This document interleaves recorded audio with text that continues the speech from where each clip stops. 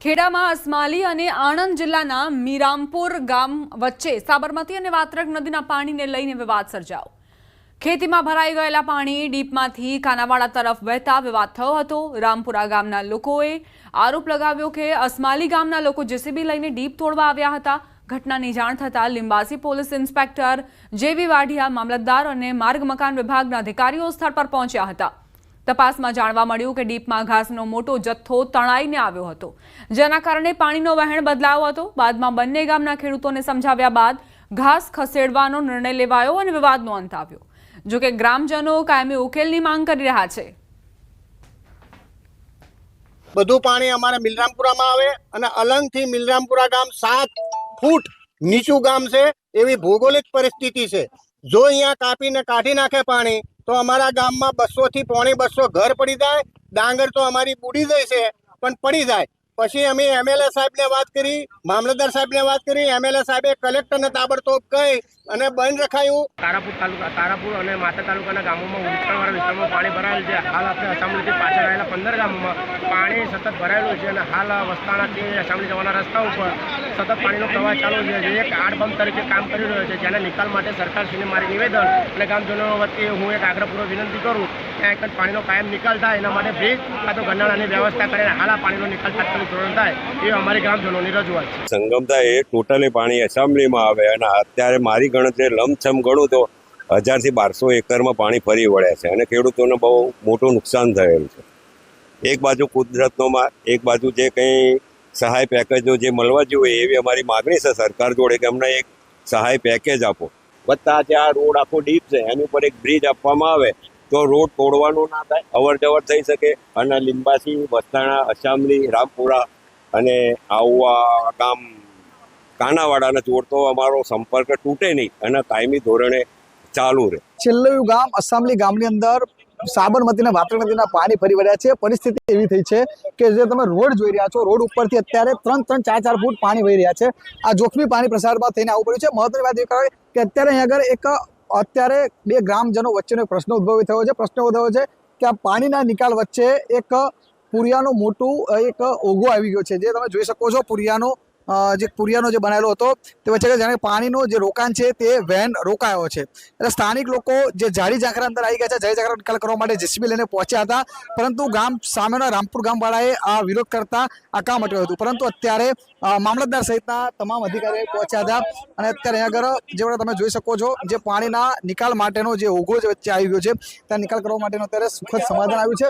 સૌથી મહત્વની વાત કરવામાં આવે તો બીજી બાજુ દ્રશ્યો બતાવીશ, તમે જોઈ શકો છો 2000 થી વધુ વીઘા જે જમીન છે ત્યાં સ્થળ અને જળની પરિસ્થિતિ અત્યારે જોવા મળી છે, પરંતુ આ જે પ્રકારે ઝાડી ઝાંખરા અને જે ઓઘો આવી ગયો હતો તેના કારણે અત્યારે આગળ બે ગામ વચ્ચે રસપત થઈ હતી, પરંતુ મામલતદાર માતર, પીઆઈ લિંબાસી સહિતના તમામ અધિકારીઓ આગળ પહોંચ્યા હતા અને અત્યારે આજે બે ગામ વચ્ચેની જે બોલાચાલી હતી કે જે પાણી કરવા માટે જે વાત થઈ તેના વચ્ચે સુખદ સમાધાન થયું છે અને જે વચ્ચે જે પાણી ઉગડ્યું તેને અત્યારે નિકાલ કરવા માટેની તજવીજ હાથ ધરવામાં આવી રહી છે। ઉમંગ પટેલ, ન્યૂઝ 18 ગુજરાતી, અસામલી, ખેડા। ખેડા બાદ હવે વાત બનાસકાંઠાની। મેઘ તાંડવથી ઘણા રોડ રસ્તાને નુકસાન થયું છે। થરાદથી રાજસ્થાનના સાંચોર જતા ભારતમાલા રોડ પર બનાવેલા નાળાઓ તૂટી જતા રોડ ધોવાઈ ગયો અને રોડ ધોવાતા પિલુડા સહિત અનેક ગામોમાં જવાનો રસ્તો બંધ થઈ ગયો, જેને કારણે સ્થાનિકો લોકોને મુશ્કેલી પડી રહી છે। આ રોડને તાત્કાલિક રિપેર કરાય તેવી માંગ ઉઠી છે। પિલુડાની અંદર આવેલો જે ભારતમાં રોડ રહ્યો તેની કામગીરી બહુ નબળી હોવાના કારણે અત્યારે ત્યાં નાળાઓ, રસ્તાઓ તૂટી ગયા છે। કોઈ પણ બાળકોને વૃદ્ધોને નીકળવું હોય, દવાખાને જવું હોય તો જગ્યા છે નહીં। ભારતમાળાવાળા એ કામ કર્યું છે હા બેકાર, અને એના લીધે આખું બધું નાળો તૂટી ગયું, રોડ તૂટી ગયો છે અને કોઈ હેડવાની તકલીફ ખવું છે। ટેટ મેહરા, દીપડા, દાદરા અને મોય માણસો જેટલાય ઊભા રાતે પાછા જ્યાં અને ડિલિવરીવાળા અને પીવડામાં તાન તરતકાલી સરકાર કોમ લે આ રહ્યા રોડનું। પૂર્વ ભારતના છત્તીસગઢ રાજ્યમાં ભારે વરસાદના કારણે સર્જાયેલી પૂરની પરિસ્થિતિમાં અસરગ્રસ્ત લોકોને મદદ કરવા માટે મહેસાણા જિલ્લાનું ઊંઝા માર્કેટ યાર્ડ આગળ આવ્યું છે। સરકારના સૂચન મુજબ બજાર સમિતિએ તાત્કાલિક ધોરણે 21 લાખ રૂપિયાથી વધુની કિંમતની 1030 રાહત કીટ તૈયાર કરી। દરેક કીટમાં જીવન જરૂરી 19 પ્રકારની વસ્તુઓનો સમાવેશ કરાયો છે। જેની અંદાજિત કિંમત 2100 છે. આ કિટમાં ખાદ્ય પદાર્થો અને આવશ્યક ચીજવસ્તુઓનો સમાવેશ થાય છે. આ તમામ કિટ તૈયાર કરી તાત્કાલિક છત્તીસગઢ મોકલવાની વ્યવસ્થા કરાઈ છે. પૂર્વ ભારતમાં છત્તીસગઢ રાજ્યમાં ભારે વરસાદથી જાનમાલનું બહુ નુકસાન થયું છે અને ત્યાંના માણસોને બધાને બહુ તકલીફ છે હાલ. એટલે સરકારશ્રીના આદેશથી, સરકારશ્રીની સૂચનાથી અમારા વહીવટદાર શ્રી સાહેબને SN ઝાલા સાહેબના માર્ગદર્શન હેઠળ અમે 1030 કીટો બનાવી છે. લગભગ 2100 રૂપિયા આસપાસની એક કીટ બને છે. સાવરકુંડલા અને લીલિયા તાલુકાના ખેડૂતોએ સહાયમાં વિસંગતતાને લઈ ભારે રોષ ઠાલવ્યો. ઓક્ટોબર 2024ના અતિભારે વરસાદથી પાકને થયેલા નુકસાનીની સહાયમાં વિસંગતતા સામે ખેડૂતોમાં રોષ ફાટી નીકળ્યો. 116 ગામોમાંથી માત્ર 50 ગામોને સહાય મળી. તેથી ખેડૂતો, સરપંચો અને કોંગ્રેસના આગેવાનોએ પ્રાંત અધિકારીને આવેદન આપીને વિરોધ નોંધાવ્યો હતો. વન વિભાગના દંડના પરિપત્ર વિરુદ્ધ ખેડૂતોએ રોષ વ્યક્ત કર્યો હતો અને વન્ય પ્રાણીઓ પોતાના જંગલમાં લઈ જવાની ચીમકી ઉચ્ચારી હતી.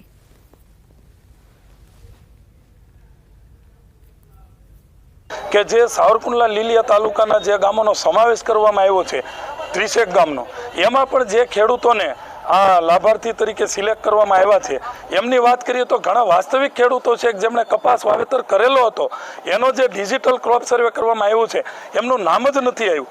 અને આવી ઘણી વિસંગતતાઓ છે. 40 થી 45 ગામોનું આમાં આવરણ કરવામાં આવ્યું છે અને 50 થી 55 ગામોને આમાં લેવામાં આવ્યા નથી. જ્યાં કપાસનું ખારાપટમાં અમારા વાવેતર થાય છે ત્યાં કપાસના 12 થી 15 ગામ એવા છે જેમાં કપાસ સિવાય કાંઈ વવાતું નથી. એ ગામોનું આમાં કંઈ ઉલ્લેખ જ નથી, એના કોઈ સર્વે નંબર નથી, એના કોઈ ફોર્મ સહાય ભરવાના નથી.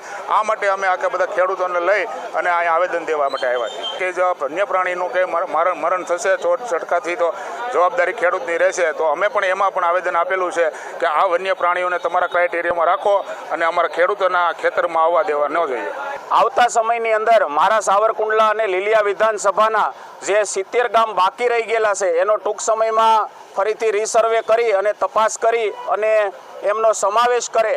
તો વન વિભાગને પણ અહીંયાથી જાહેર કરું છું કે ભાઈ તમે તમારા જનાવર છે, રોજ હોય, ભૂંડ હોય, સિંહ હોય, દીપડા હોય, તમને પણ સરકારશ્રીએ જમીન ફાળવેલી છે તો તમે તમારા રાજના રમકડા તમારા રાજમાં રાખો.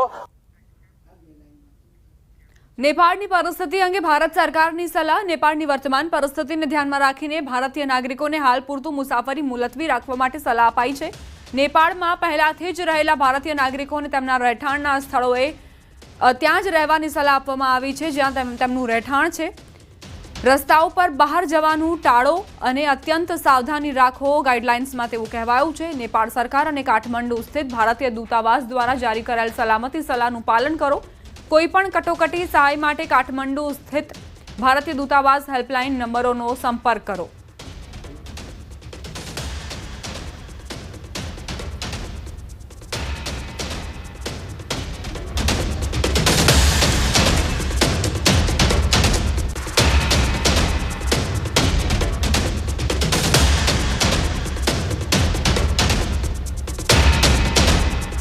નેપાળમાં અત્યારે જે પરિસ્થિતિ સર્જાઈ છે, ગઈકાલે જે રીતે વિરોધ પ્રદર્શનો થયા અને ભીડ જે બેકાબૂ બની ગઈ, પોલીસ કર્મચારીઓને પણ પરસેવો પડી ગયો વિદ્યાર્થીઓને શાંત કરવામાં, અને એવામાં જે ફાયરિંગ થયું નિર્દોષો પર તેને લઈને આક્રમકતા વધી ગઈ.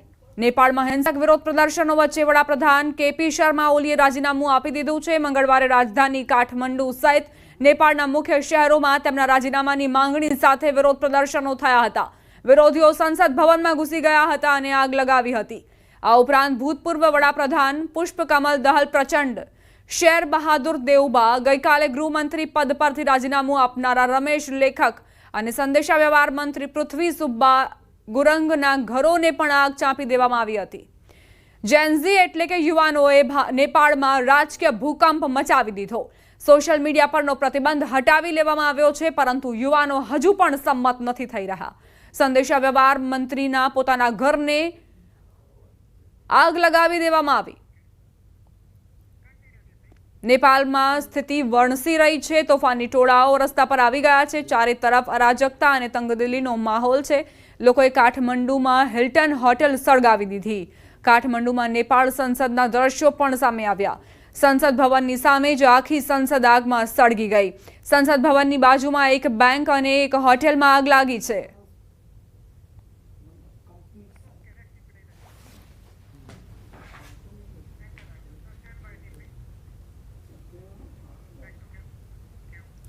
સાબરકાંઠાના હિંમતનગર શહેરના મોતીપુરા ખાતે થયેલ આર્મી જવાન અને પોલીસ કર્મીઓ વચ્ચેના ઘર્ષણના મામલે પૂર્વ સૈનિક સંગઠન અને સ્થાનિકો દ્વારા ઉગ્ર વિરોધ પ્રદર્શન કરાયું.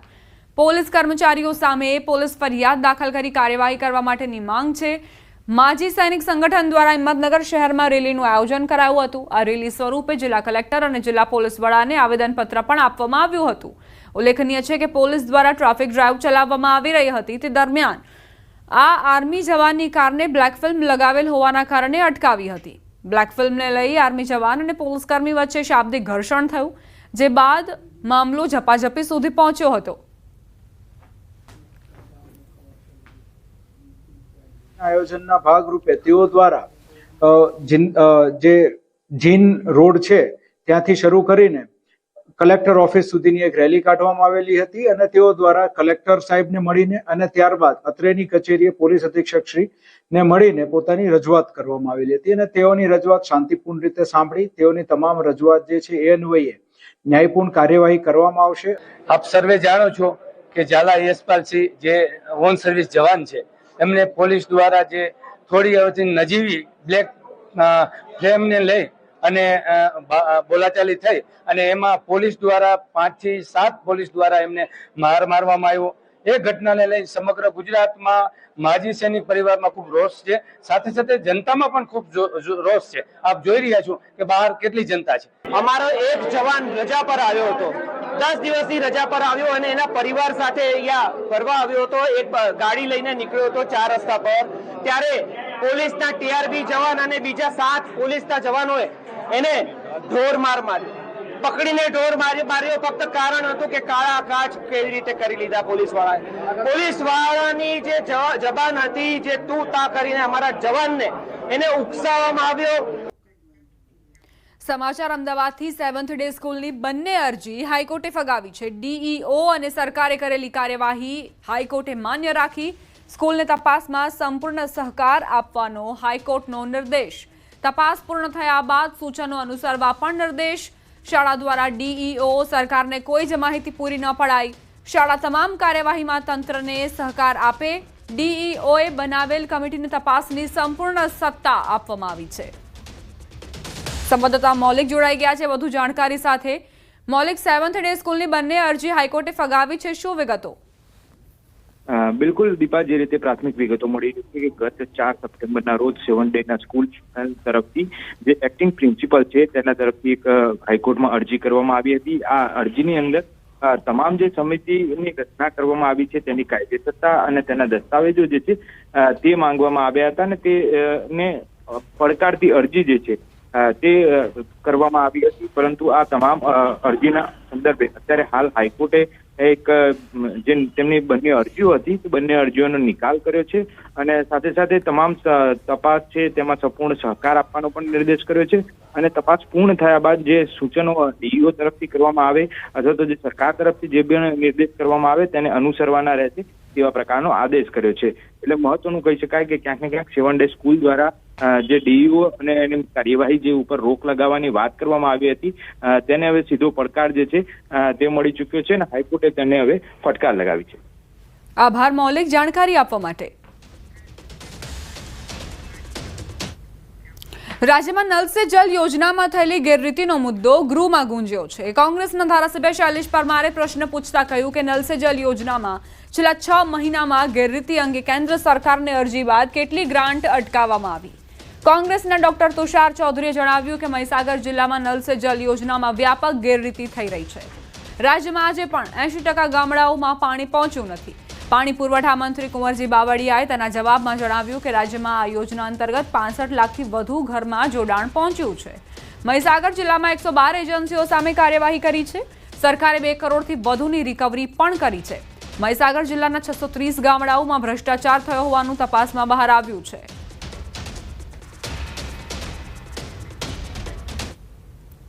રાજકોટમાં ભાજપના જ કોર્પોરેટર અને કાર્યકર્તાઓએ હેલ્મેટના નિયમનો ઉલાળ્યો કરતા નજરે પડ્યા. મીડિયાને જોઈને મોટાભાગના કાર્યકર્તાઓ પોતાના બાઇક મૂકી કારમાં ભાગ્યા. પોલીસની પણ બેવડી નીતિ જોવા મળી.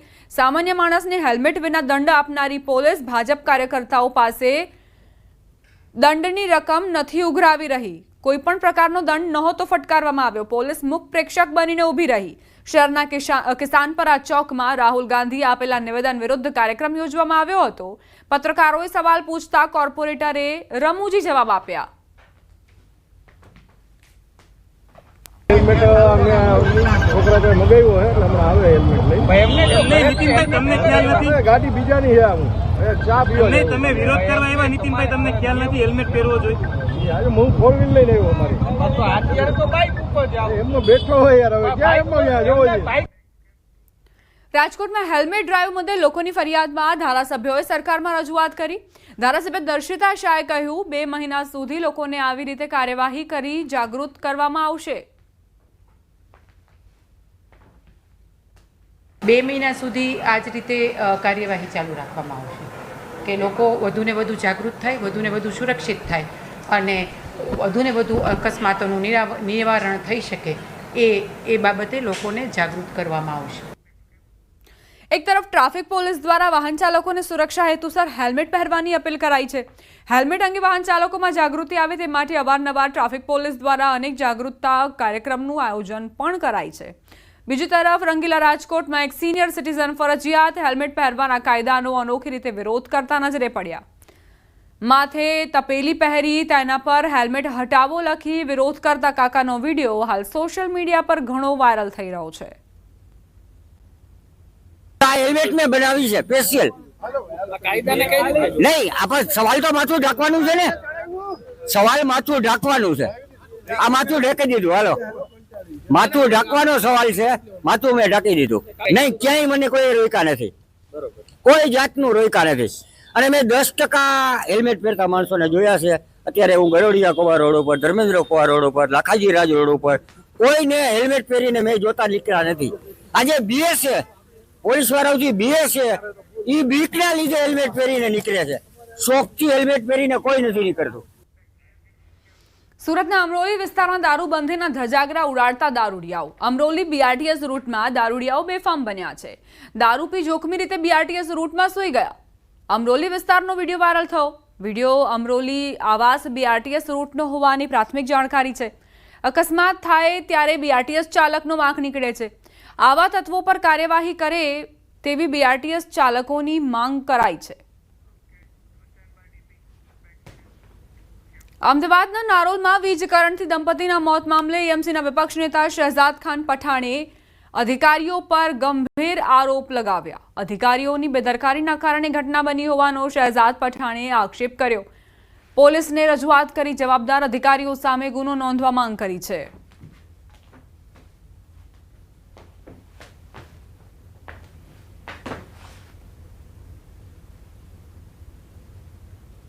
कि वहाँ के जो भी संबंधित अधिकारी थे, जिनकी जिम्मेदारी थी कि बरसाती पानी ना भरे, जिनकी जिम्मेदारी थी कि वहाँ की सड़क की मरम्मत और रिसरफेस किया जाए, पिछले 1 महीने से वहाँ के स्थानीय लोग उनको वहाँ की रोड के रिसरफेसिंग के लिए कंप्लेन कर रहे थे, लेकिन फिर भी सड़क का कार्य नहीं किया गया. अहमदाबाद म्यूनिसिपल कॉरपोरेशन के वरिष्ठ अधिकारियों को FIR में शामिल किया जाए और कड़क से कड़क कार्रवाई की जाए. તો સમગ્ર ઘટનાને લઈ પોલીસે FSLની પણ મદદ લીધી. પ્રાથમિક તબક્કે વીજ કરંટથી મોત થયું હોવાનું અનુમાન છે. વીજપોલમાં ભૂલ હશે તો પણ તેના પુરાવા એકત્ર કરી કાર્યવાહી કરાશે.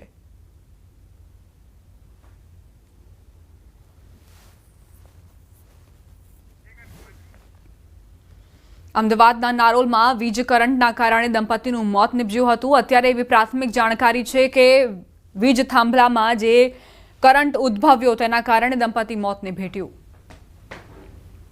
FSLની ટીમ કે જે લોકો ટેકનિકલ એક્સપર્ટ છે આમાં, સાથે સાથે RNB ઇલેક્ટ્રિકલ ડિપાર્ટમેન્ટ કે જે લોકો ઇલેક્ટ્રિક બાબતના એક્સપર્ટ છે, એમનો એક ઓપિનિયન લઈશું અને આમાં જે પણ અમને પુરાવા મળશે એ મુજબ આગળની કાર્યવાહી